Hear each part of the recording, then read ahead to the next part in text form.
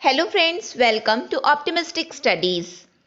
आज हम देखने जा रहे हैं सीजी व्यापम पटवारी एग्जाम 2022 के बारे में कुछ आवश्यक जानकारी। जैसा कि आप सभी जानते हैं कि प्रेजेंटली अभी कोई वैकेंसी नहीं आई हुई है, बट इट डजेंट मीन कि कोई वैकेंसी नहीं आएगी। जैसा कि हम सभी जानते हैं कि अभी पटवारी का एग्ज़ाम नहीं हुआ है, ADEO का एग्ज़ाम नहीं हुआ है, हॉस्टल वार्डन बचा है, तो ये सब एग्ज़ाम श्योरली इनकी वैकेंसी आएगी।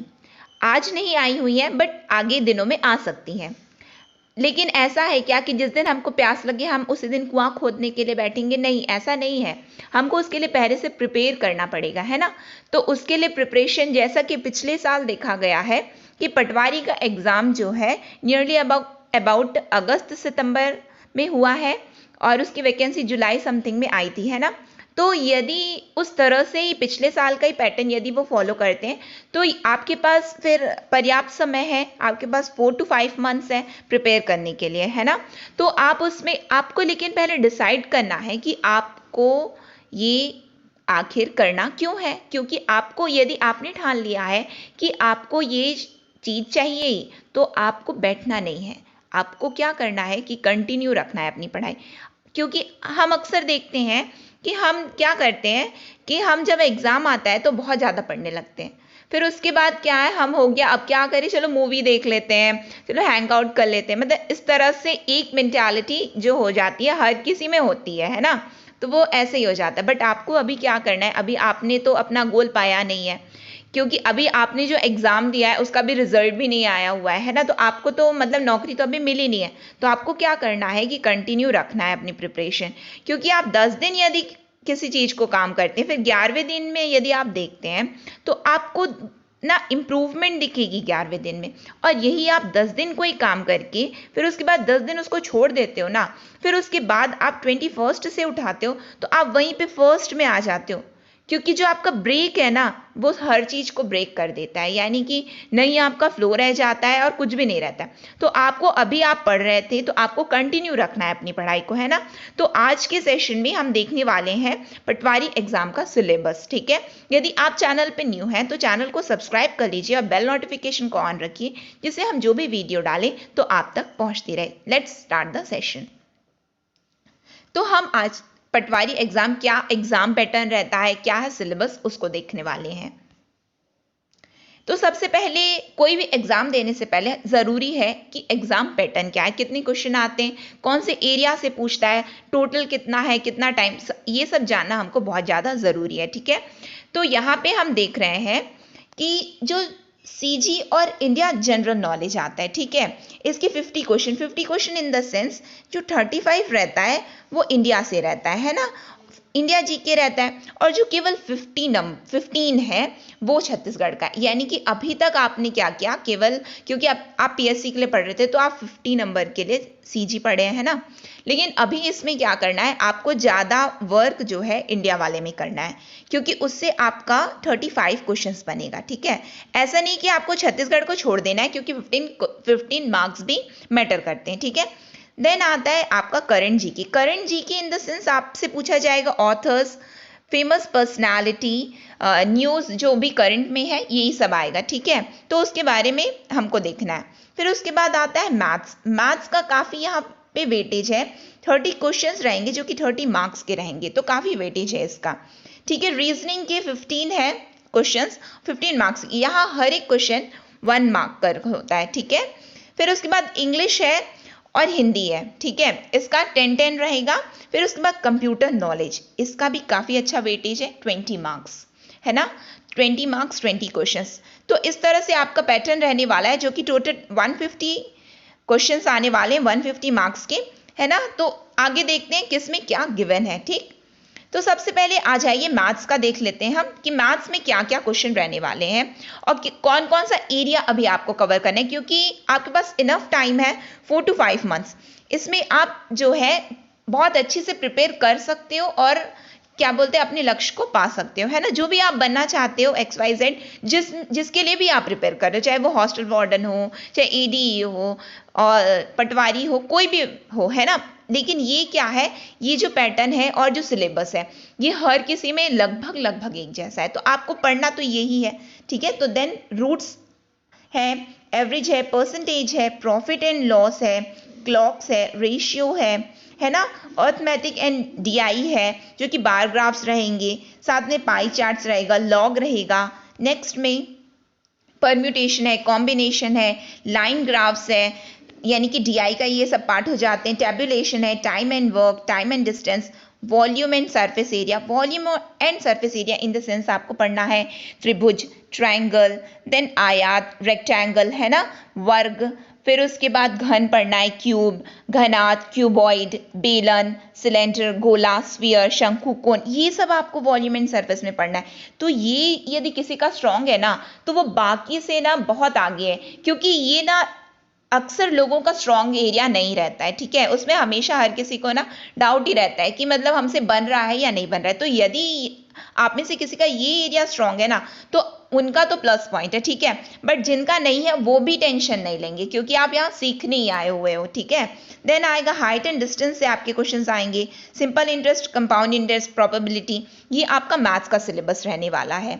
फिर उसके बाद आता है रीजनिंग जिसका भी बहुत अच्छा वेटेज है, 15 मार्कर इसके क्वेश्चंस आने वाले हैं। तो इसमें लॉजिक रहेगा, एनोलॉजी रहेगा, पजल के क्वेश्चन रहेंगे, फिर सीरीज कंप्लीशन रहेगा, alphanumeric sequence puzzles, number ranking and time sequence रहने वाला है, clock, cylinder, situation reaction test रहेगा।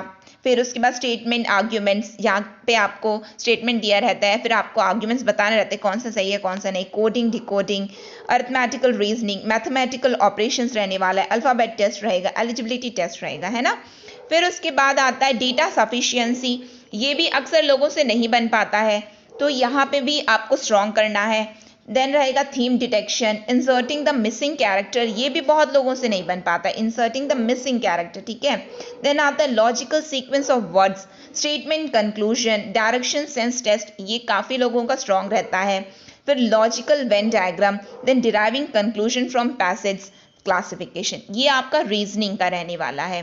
फिर उसके बाद आता है कंप्यूटर का तो आपको मतलब कि मस्ट है, क्योंकि 20 क्वेश्चंस आपके कंप्यूटर से ही पूछने हैं, है ना। तो ये आपको स्ट्रॉन्ग करना ही है, जिसमें रहने वाला है basics of computer and history of computer.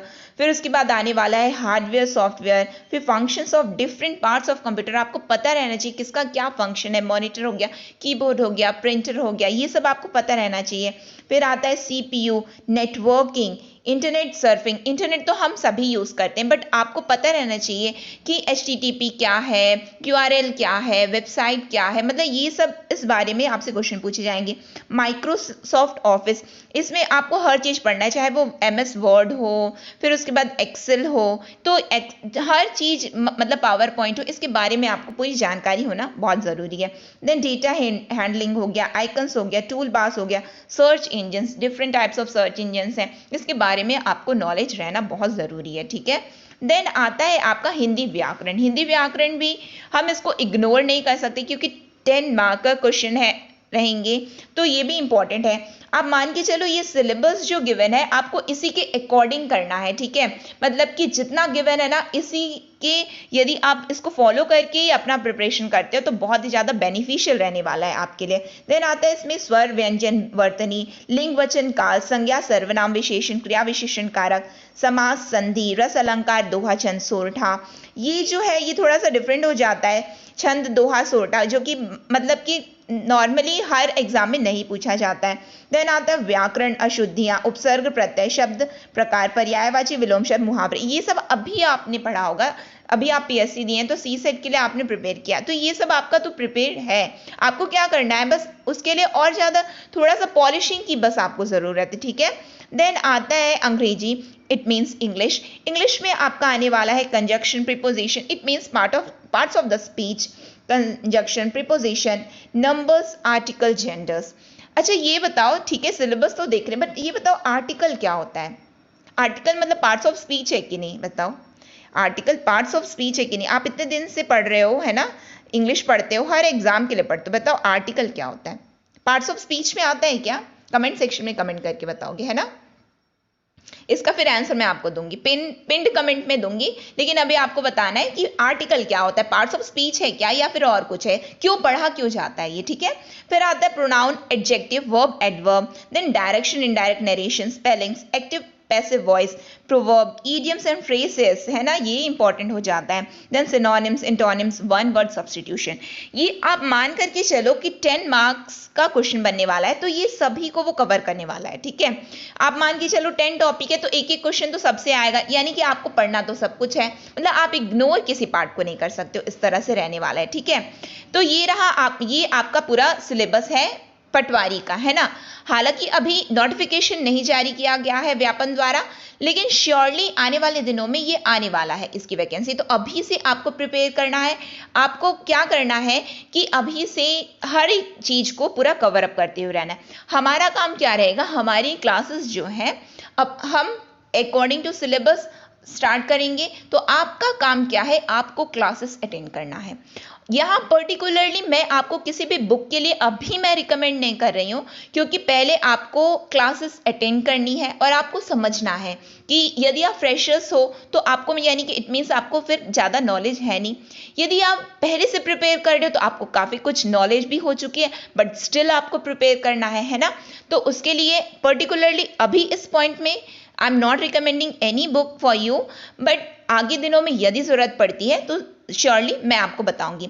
लेकिन यदि आप, मैं ये ऐसा है कि यदि आपने वीडियो लेक्चर्स अच्छे से फॉलो आपने यदि किया है तो श्योरली आपके क्वेश्चंस बनेंगे। देखिए ऐसा होता है कि कोई भी व्यक्ति ये दावा नहीं कर सकता कि मैंने जो पढ़ाया वही आएगा। हम अपना क्या कर सकते हैं, जैसे कि हमेशा मेरा आपसे यही केवल कहना रहता है कि आप अपना बेस्ट दो, ठीक है, जो आप कर सकते हो, बाकी तो आप नहीं कर सकते हो ना। जैसे कि अभी हमने देखा था जो भी अधिनियम से थे, हमने क्या किया था, हमने पूरा कंप्लीट सिलेबस कवर अप किया था।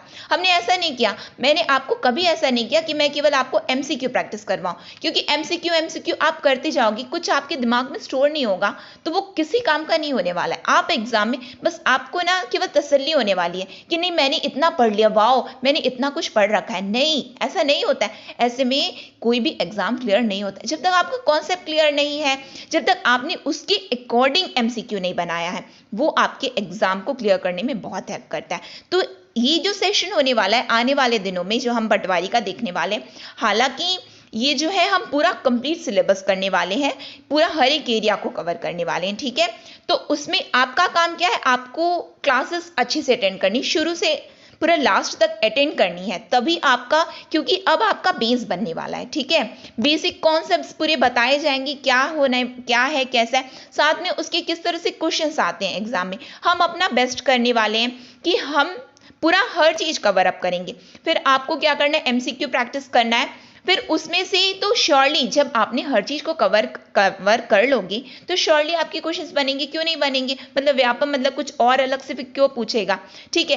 क्या है ना कि आप यदि किसी भी चीज को, क्या है कि आप कब, अक्सर क्या होता है कि हम ना, कोई भी गोला होता है ना, गोला में क्या करना है, अपने को क्या करना है कि अपने को पूरा कवर अप करना है ना। ऐसा थोड़ा ना पर्टिकुलरली आप मतलब यहाँ वहाँ घूम रहे हो, आप यहाँ आए ही नहीं हो तो आपका एग्जाम कहाँ से क्लियर होगा। आपको कॉन्सेप्ट पता नहीं है, बस आप एमसीक्यू हर पूरा अलग अलग चैनल में जा जा करके आप एमसीक्यू बस भाग रहे हो, तो वहाँ से तो कभी आपका कभी कॉन्सेप्ट क्लियर नहीं होने वाला। तो आपको क्या करना है कि पूरे सेशन में बने रहना है, पूरा शुरू से लेकर लास्ट तक। अभी आपके पास समय, मतलब कि पर्याप्त समय आप प्रिपेयर कर सकते हो, ठीक है। नेक्स्ट सेशन तक के लिए optimistic learning. Thank you for the session.